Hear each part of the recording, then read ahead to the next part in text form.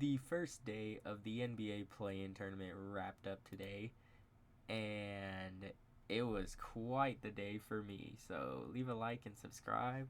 Apologies if I sound bad in this because I am sick, but I'm gonna try to power through it. So this is after the Warriors Kings game. So I'll probably make another video about that one when I feel better. But let's talk about this one first. I did not get to watch the first half. As I mentioned, I am sick, so I kind of passed out around like 4, and I woke up and Lakers were up like 12. They got the lead all the way up to about 19, I believe. Yeah, what's this thing right here? Oh, 18. My bad. They got the lead up to 18, and then Willie Green made a ballsy move, and it was working. He decided to bench both C.J. McCollum and Brandon Ingram, and just let Zion cook and have their lineup where they could just switch everything, like Herb and Trey Murphy and Larry Nance Jr. My bad, and Jose Alvarado, all had great games. Ingram played bad, so of course he had to bench him. And Trey Murphy was? It felt like he was hitting all the big shots. So, let's see. Curry's giving an interview right now, so I was looking at that. But on the Lakers side, LeBron played bad for his standards. They did a really good job defending LeBron, and so did AD. I'm actually surprised they won this game. Ironically, everyone besides their two best players played good. Torian Prince, okay, no, he played bad. But Gabe Vincent played all right when I would watch. Trey Murphy hit like 2 threes from like the parking garage. It was insane. This really sucks for New Orleans because Zion ended up leaving with a hamstring injury when it was tied with about 3 minutes left. I do think if he didn't get hurt, they probably win this game because the Lakers were. I don't know what kind of offense they were running in the clutch, but it was pretty dreadful. And now it sucks because hamstring injuries are tough, and they got to get ready for Friday against the Kings now, who they seem to own. But I'm pretty sure Zion's played in all of those games, and he was a big reason why they won the last time they played. The Kings were coming back, and Zion scored like 17 or 18 in the third quarter. So they're going to need more production from Brandon Ingram and C.J. McCollum, who always seems to do good against the Kings. But this would be a really tough way to go out if you're the Pelicans. You finally get a healthy Zion here. He played 70 games, and it all disappeared like 3 minutes from what seemed like completing an 18-point comeback. And you probably would have faced up against the Nuggets. I mean, I wouldn't pick them to beat the Nuggets, but still, now you have to play in a winner-take-all game. Zion's a tough dude. He might try to play, but the thing with hamstring injuries and a guy that big, I don't know if he'll heal quite quick enough. He had 40 points, by the way, which is insane. Yeah, so LeBron and AD are gonna have to be better against the Nuggets because this Laker team, the way they look tonight, they look like they're not doing much. And of course, my Kings finally beat the Warriors. Oh my goodness. Warriors are the first team eliminated in the postseason. Now, if you watched my prediction video, I did predict that the Warriors would win.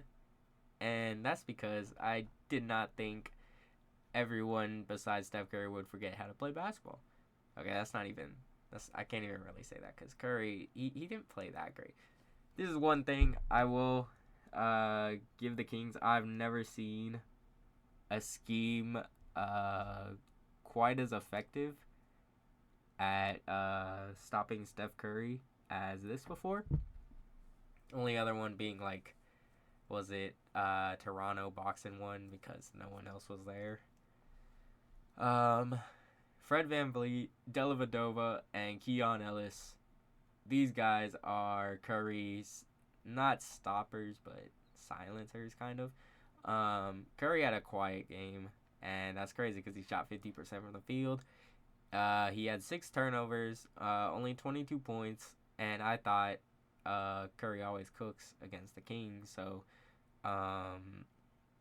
usually when the Warriors win, Curry has like 30, 40 points, but they were able to shut him down. He barely even shot the ball in the first half because the way the Kings were running, they would run a switch-heavy defense with Fox on Draymond Green, so that way whenever Green would screen for Curry, then Fox would just be on him, and they were switching a lot. Shout out Keegan Murray. This was pretty much his coming out party for people who didn't know about him. He didn't play that great in the playoffs last year, but he's a rookie. He looked like he was waiting for this moment. 32 points. Felt like every three he shot was going to go in. He had 8 threes. I did see someone on Twitter saying as long as Keegan Murray doesn't go like 8 for 12 from 3, then the Warriors should be fine. That is correct. I guess that would have been correct. Sabonis, he was very aggressive in like the first quarter, got into foul trouble. One of those fouls should not have been a foul, because Draymond just like hopped out of bounds. But he played good. This is probably the best game he's had against the Warriors. I do want to say I think Kerr kind of he didn't give Trace Jackson Davis much of a chance really. He just went straight to Kevon Looney. It felt like he did not only play. It felt like he was out there for a while. I don't know. But Pods did the best he could. Him and was it Wiggins? They did a pretty good job guarding Fox. Only 44% from the field, 24. Jesus Christ. Yeah, Fox did not play his best, but thank God that the Kings have been a really good defensive team as of late. So that's surprising because last year was the polar opposite. Kings were up like 15 at one point, and the Warriors slowly started creeping back in with a bad second quarter. They got it to within 1 after a Curry 3-pointer, and then the Kings went on a run and never looked back. Officiating was rough in this game for both teams. It felt like, as a Kings fan, it felt like in the beginning of the third and the second quarter, it just felt like every time we'd get a run, then a foul would be called. But they'd be very picky about their fouls. So that kind of sucked, but hey, whatever. I think it was even, but still, you guys need to work on these because there were some plays like Curry's getting hacked, like Wiggins getting hacked, Fox is getting hacked. Was it? I forgot. I think Keon just got thrown to the ground one play. So yeah, NBA refs got to be better. 1, 2, 3, 4, 5, 6, 7. So basically, Mike Brown ran a tight 7-8-man rotation, which is so good. I'm so glad Chris Duarte wasn't in the game. I like that he didn't let up in the fourth quarter when we were up about 15, because I was not happy until about like 3 minutes left and we were still up 20. Then I'm like, okay, we finally won. That's because this team blows leads. Now, if you're the Warriors, I'll give the Warriors their own video eventually, when I feel like I can talk longer. But you have to ask, what are you guys gonna do?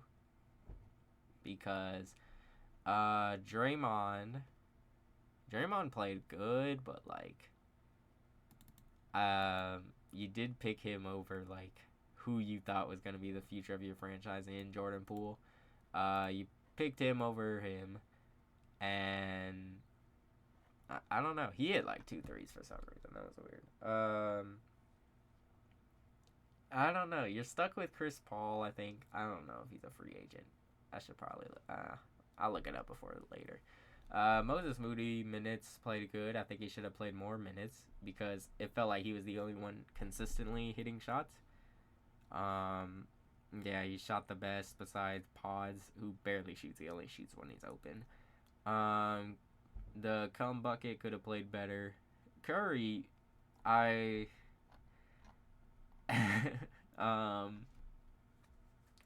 Curry played fine, I guess.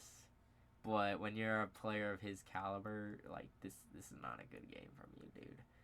Like you had to play better and you didn't. And Klay Thompson, 0 for 10.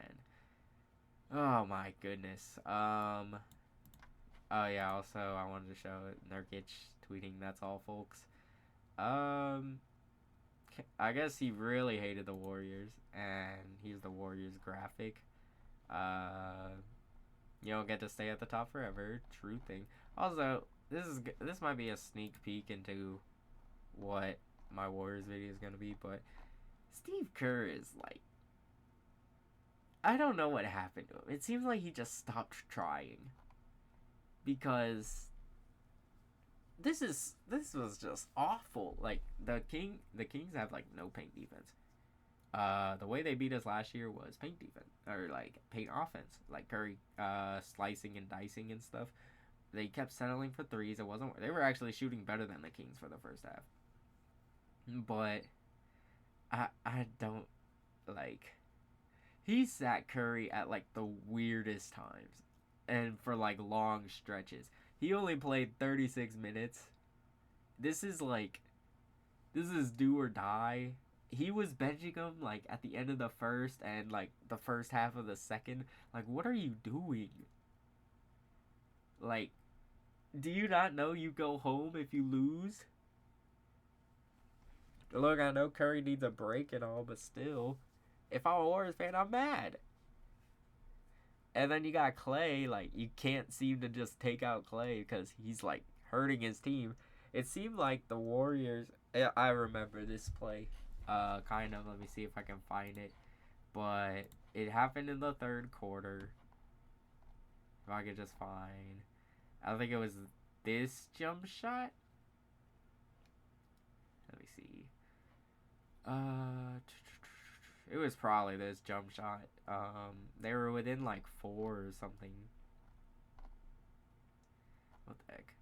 Okay, whatever. It was probably here. They were within 4. Klay he kind of killed momentum. Running pull-up shot. Wherever there's a fast break missed jump shot by Klay, yeah, he killed the momentum. Then Fox and Ellis started raining threes along with Murray.